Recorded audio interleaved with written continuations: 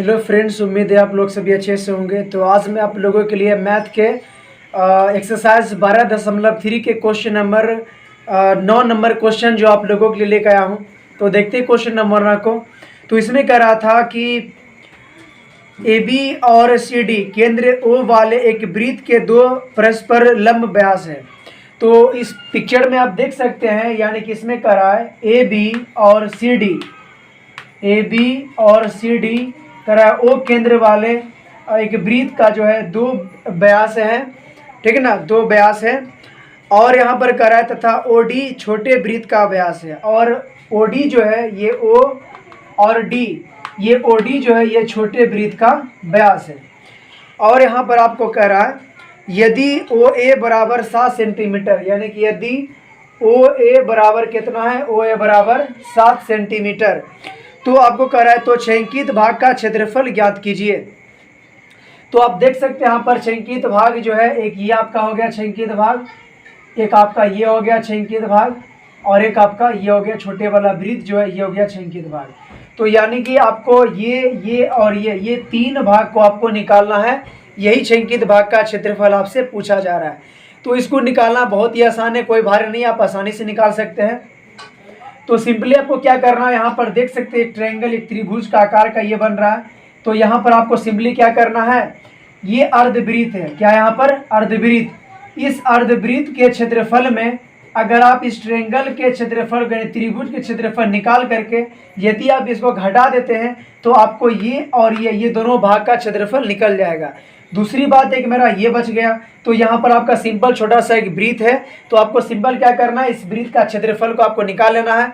और निकालने के बाद ये जो शेष बचा था ये और ये दोनों को आपस में ऐड कर देना है, जोड़ देना है, आपका छेंकित भाग का क्षेत्रफल निकल जाएगा। जैसे कि मैं आपको निकाल के दिखा रहा हूँ। सबसे पहले क्या करना है, त्रिभुज का क्षेत्रफल को निकाल लेना है, ठीक है ना। तो सबसे पहले चलना है केस फर्स्ट में, लिखेंगे त्रिभुज ए बी सी का क्षेत्रफल, त्रिभुज ए बी सी का क्षेत्रफल। तो त्रिभुज ए बी सी का क्षेत्रफल क्या हो जाएगा, हाफ गुने आधार गुने ऊंचाई, तो हो जाएगा हाफ गुने आधार। तो यहाँ पर आधार जो है, आधार यहाँ से यहाँ तक पूरा हो जाएगा। तो ये 7 सेंटीमीटर, ये 7 सेंटीमीटर, ये क्योंकि ये बीच में जो ये क्या ओ ए जो दिया था 7 सेंटीमीटर, ये क्या क्या वृत्त का त्रिज्या था। तो वृत्त का त्रिज्या ये भी है और ये भी आपका वृत्त का त्रिज्या हो गया, ये भी त्रिज्या हो गया, ये भी त्रिज्या हो गया। ये 7 है तो ये भी 7, ये भी 7, ये भी 7। तो यहाँ पर आपका यहाँ पर आधार हो जाएगा 7 7 7 दूनी 14 गुने ऊंचाई, आपका ऊंचाई कितना हो जाएगा, त्रिभुज की ऊंचाई 7। तो यहाँ से आप काट सकते हैं 2 7 14 और ये आपका 7 7 49, यहाँ पर 49 सेंटीमीटर स्क्वायर ये आपका त्रिभुज का क्षेत्रफल निकल जाएगा। अब आपको निकालने की जरूरत है इस अर्धवृत्त का क्षेत्रफल। तो यहाँ पर हम अर्धवृत्त का भी क्षेत्रफल निकाल लेते हैं। तो यहाँ पर हम लिखेंगे अर्धवृत्त का क्षेत्रफल। तो अर्धवृत्त का क्षेत्रफल क्या हो जाएगा, पाई r² बटे 2, ठीक है ना। तो यहाँ से क्या हो जाएगा, पाई का मान हो जाएगा 22/7 गुने r। अब यहाँ पर जब अर्धवृत्त की बात करें, जब अर्धवृत्त में आएंगे तो इसका त्रिज्या इसका जो है व्यास क्या है, इसका व्यास पूरा है 7 7 14, ये आपका त्रिज्या गया, त्रिज्या गया। तो अर्धवृत्त का भी त्रिज्या आपका कितना हो जाएगा 7 सेंटीमीटर। तो यहाँ से r का मान हो जाएगा 7 गुने 7 और बटे कितना हो जाएगा 2। तो ये 7 7 कट जाएगी और ये 2 कट जाएगा, 11 12 में 11 7 77। तो आपको यहाँ से आ जाएगा 77 सेंटीमीटर स्क्वायर। यानी कि यहाँ से आपका क्या निकल गया, ये अर्धवृत्त का क्षेत्रफल आपका निकल गया 77 और ये आपका जो त्रिभुज का क्षेत्रफल निकल गया आपका 49 सेंटीमीटर। तो आपको यहाँ से छेंकित भाग का क्षेत्रफल निकल जाएगा। आप लिखेंगे छेंकित भाग का क्षेत्रफल कहाँ पर, चलिए यहाँ पर जो है यहाँ एक निकाल गया, यहाँ चलेंगे हम छेंकित भाग का क्षेत्रफल। तो छेंकित भाग का क्षेत्रफल क्या हो जाएगा, तो सिंपल बात है, छेंकित भाग का जो आपको क्षेत्रफल निकालना है उसमें क्या करना, आपको इस पूरे अर्धवृत्त के क्षेत्रफल में इस त्रिभुज के क्षेत्रफल को घटा देना है।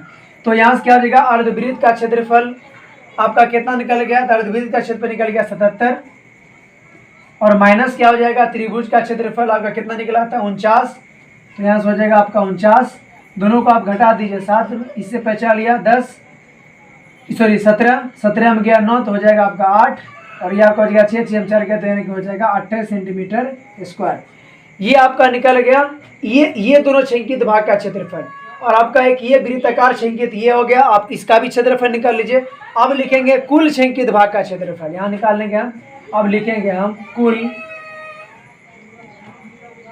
छेंकित भाग का क्षेत्रफल।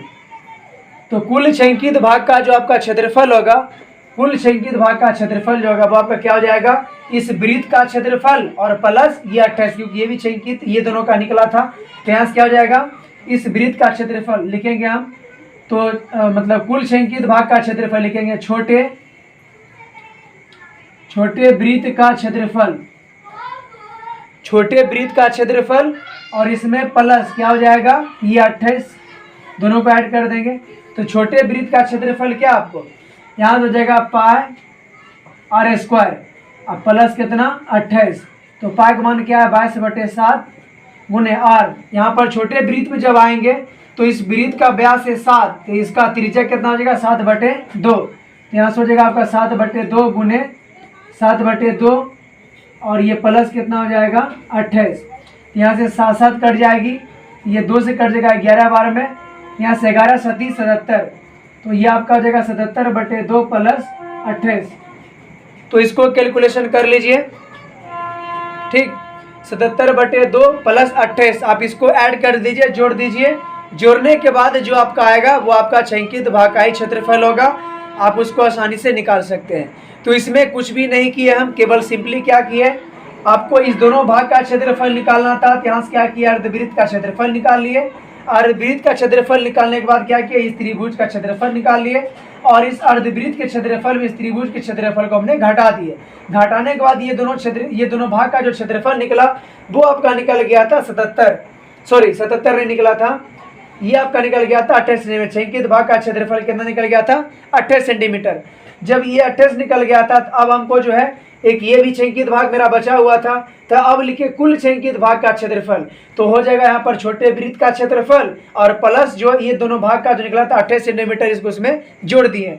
तो यहाँ से क्या हो जाएगा, इसको जब निकाले तो ये कट के आ गया 77/2, इसका अर्धवृत्त का क्षेत्रफल ये जो निकला ये 77/2 हो गया प्लस 28। तो ये दोनों का आप ऐड कर दीजिए, जोड़ दीजिए, आपका जो है छेंकित भाग का क्षेत्रफल निकल जाएगा। तो इस प्रकार आप आसानी से इसका क्षेत्रफल निकाल सकते हैं। आपको जो भी प्रॉब्लम हो नेक्स्ट क्वेश्चन में, अगर इससे रिलेटिव और भी कोई सवाल है आपको पूछना है तो आप कमेंट कर सकते हैं। आपको उस वीडियो को मतलब उस पर हम वीडियो बना देंगे कमेंट में पढ़ करके। तो आपको कोई भी क्वेश्चन ऐसा जो प्रॉब्लम दे रहा है तो आप कमेंट कर सकते हैं, आपको उस टाइप का वीडियो बना दिया जाएगा।